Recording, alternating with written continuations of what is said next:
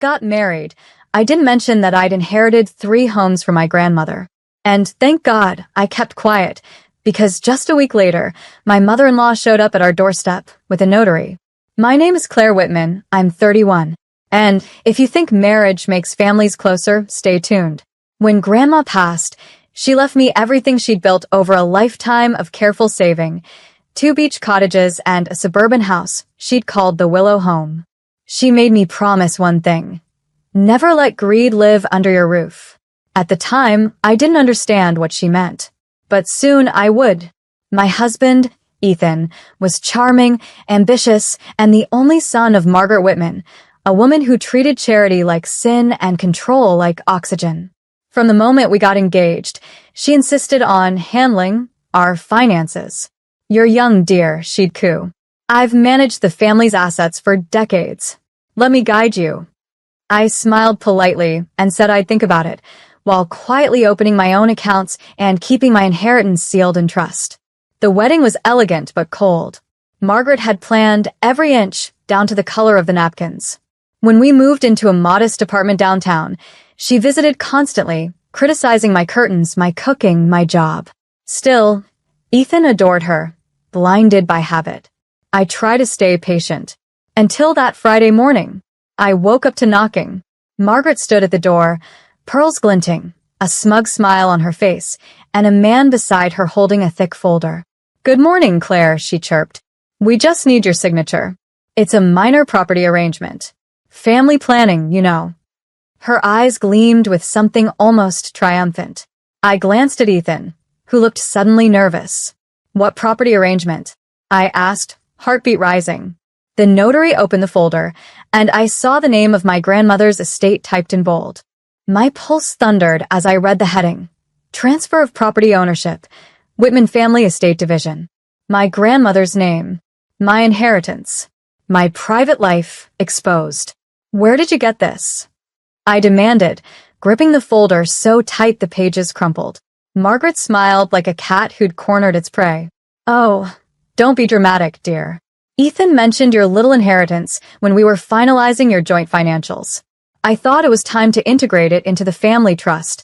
That's what wives do, share." Ethan shifted beside her, guilt flashing across his face. I didn't mean for her to... To what? I snapped. "Hire a notary behind my back." Margaret's tone turned syrupy. "Now, Claire, don't be defensive. Marriage is about unity. What's yours is his. And what's his, well, let's be honest, you married into comfort." Her words sliced through me. Comfort? I'd worked since 16, through college, through loss. Those houses weren't luck. They were legacy. "I'm not signing anything," I said quietly. The notary blinked, clearly uncomfortable. "Ma'am, your husband already agreed." "He doesn't own them." I cut in. "They're under my name, in trust, and I'll thank you not to touch a single document without counsel present." Margaret's mask slipped. "Don't take that tone with me, young lady. You think keeping secrets makes you clever? Ethan is family. You'll learn that being a Whitman means loyalty, means obedience." I finished for her. "And I'm not that kind of Whitman." She glared, lips trembling. "You'll regret embarrassing this family." I took the folder, tore the top page clean in half, and handed the pieces back. "If I ever see my name attached to anything you've drafted, I'll file a fraud report." Ethan stood frozen between us, color draining from his face. Margaret hissed, "You're making a mistake, Claire. You'll ruin your marriage." I looked her dead in the eye. "No. You just showed me what it really was." And I closed the door on both of them. But something told me she wasn't finished. Not even close. That night, the silence in our apartment felt heavier than walls. Ethan paced the living room, running his hands through his hair. "You overreacted," he said finally. I turned from the window. "Overreacted? Your mother brought a notary to steal my inheritance." "She wasn't stealing. She was trying to protect us," he said, his voice rising. "You're being paranoid." Paranoid. The word that men use when they've run out of excuses. I took a slow breath. "You told her about the houses, didn't you?" He hesitated, and that pause was louder than any confession. "I thought she could help manage them," he admitted. "She's good with property law." I laughed, a sound so hollow it almost scared me. She's good at controlling people. There's a difference. He slammed his hand against the table. You think I'd let her hurt you? I met his eyes. You already did. The fight bled into silence. He slept on the couch. I stayed awake, staring at the ceiling, every word echoing. Unity, family, loyalty. All the things she used as weapons. By morning, Ethan was gone. No note, no message. Just gone. I tried to work, but the anxiety crawled under my skin. By evening, I checked my email and froze. A forwarded message. From my grandmother's lawyer. Following your request for early title review, please confirm we are to transfer access to the Whitman family office. My heart stopped. I hadn't made any request. I called immediately. This is Claire Whitman. Who authorized that? The lawyer hesitated. We received written approval with your signature attached. Impossible, I whispered. He emailed the document while I was still on the line. When it arrived, my stomach twisted. The signature, it was mine. Perfectly forged. Margaret. I hung up and stared at the screen. She wasn't just scheming. She was breaking the law. And if she thought I'd back down, she hadn't met the granddaughter of Eleanor Stone, the woman who taught me how to fight with silence and paper. By the next morning, I was sitting across from my grandmother's old attorney, Mr. Caldwell, a silver-haired man who'd known our family for decades. His office smelled like old books and quiet power. He studied the forged signature, his eyes narrowing.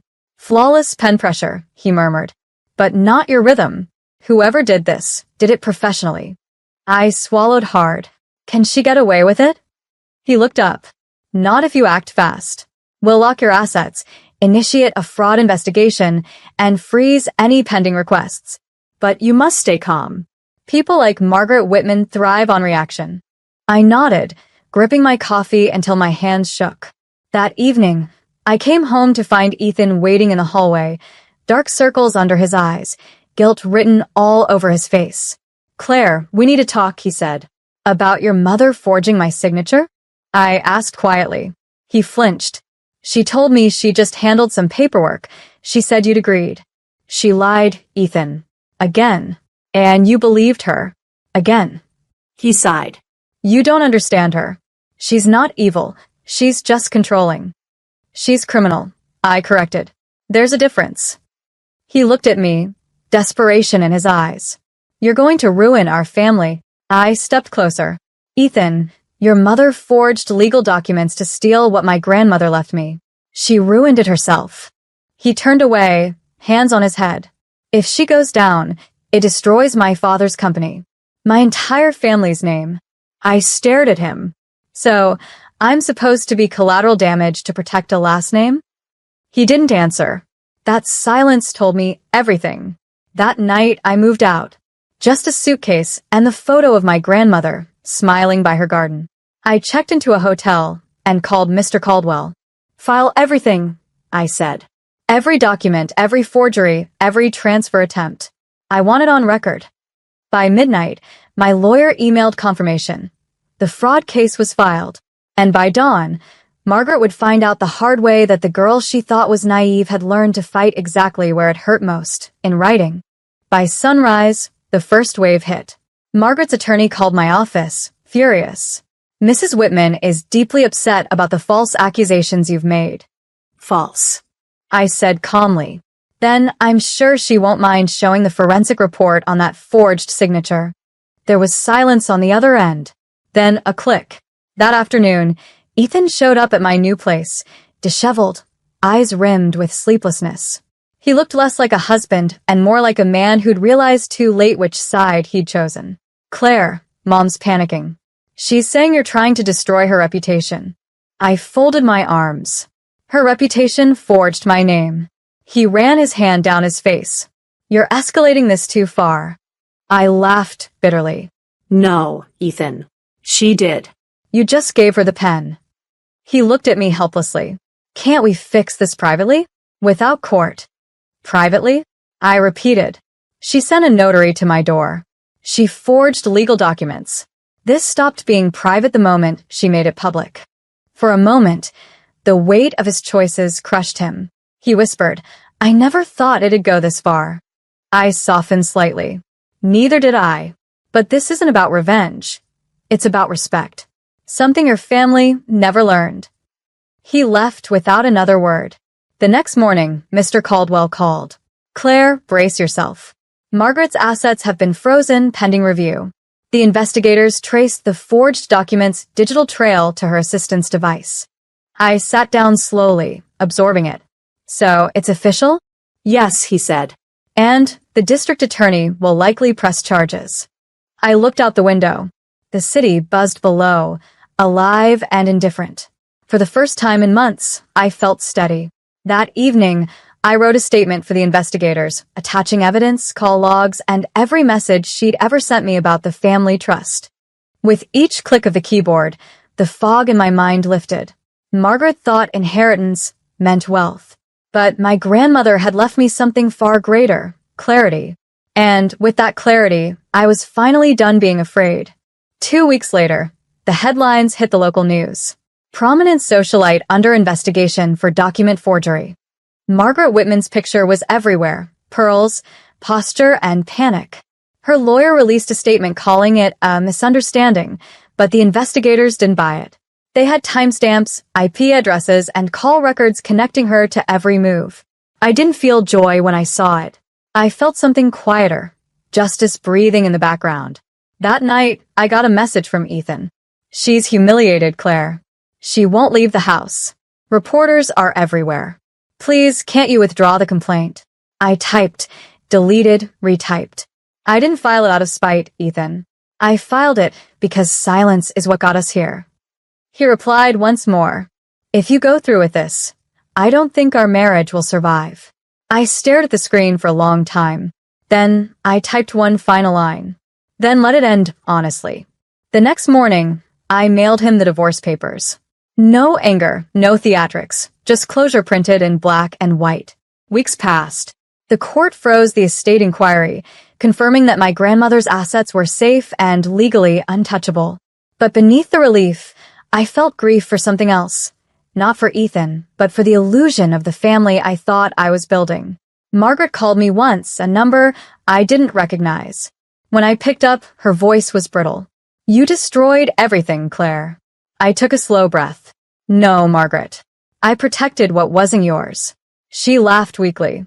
You sound just like your grandmother, stubborn, sanctimonious. I smiled faintly. She'd take that as a compliment. Before she could reply, I hung up. Outside, the wind rustled through the trees, the same sound I used to hear in my grandmother's garden, where she'd whisper, protect your peace like property.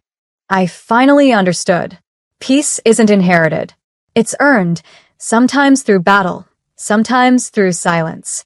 And mine had never felt more secure. Months slipped by like dust on sunlight. The lawsuit became background noise in the Whitman circle, hushed gossip, sympathetic nods, and the quiet unraveling of a reputation once untouchable. I'd moved into one of my grandmother's seaside cottages, where the mornings smelled like salt and memory. Every corner of that house reminded me why she'd chosen me to carry her legacy, not for wealth, but for wisdom. One afternoon, as I watered her old rose bushes, a car pulled up on the gravel drive. Ethan stepped out, looking older, thinner, and unsure of himself. Claire, he said softly. I didn't move. You shouldn't be here. I know, he said, taking a hesitant step forward. I just needed to see you once more. Everything's collapsed. Mom's facing charges, Dad's distanced himself, and he paused, exhaling. I lost everything. I looked at him for a long moment. No, Ethan. You didn't lose everything. You just lost the illusion of control. He smiled faintly, almost broken. You always were stronger than I gave you credit for.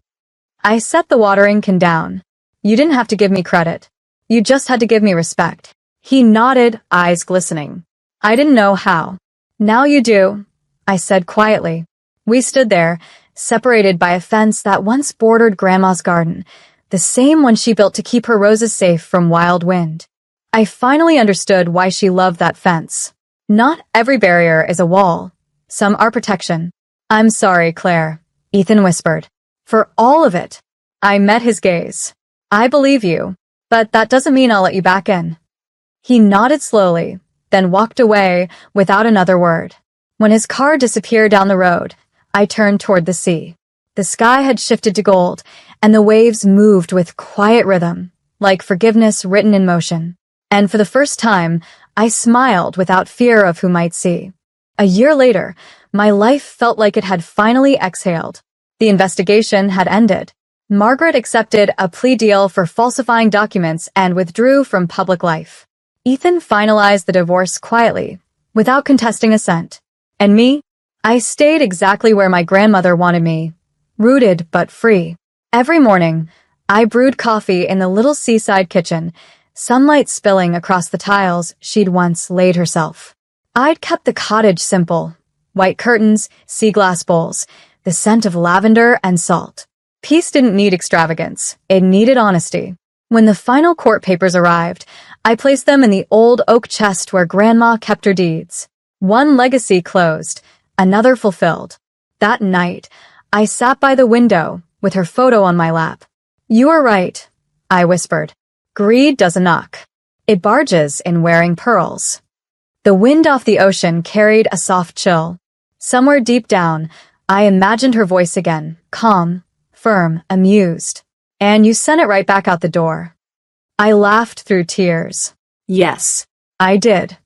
A week later, I turned one of the beach houses into a scholarship home for women studying business law, the kind who wanted to build, protect, and own their futures without fear of manipulation. It wasn't just charity, it was full circle. One afternoon, as I oversaw renovations, the project manager handed me a small box they'd found under a floorboard. Inside was a faded note in my grandmother's handwriting. "When you face wolves disguised as family, remember, wolves fear fire, not kindness." I pressed it to my chest, tears burning quietly. She'd known. She'd seen what I would face, and she'd prepared me. As the sun set, I walked to the porch overlooking the water. The tide rose, soft and endless, washing away everything that had once held me hostage. Family wasn't the one I'd married into.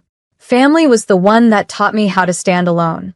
I whispered into the wind, "Thank you, Grandma, for the homes, and for the home within me."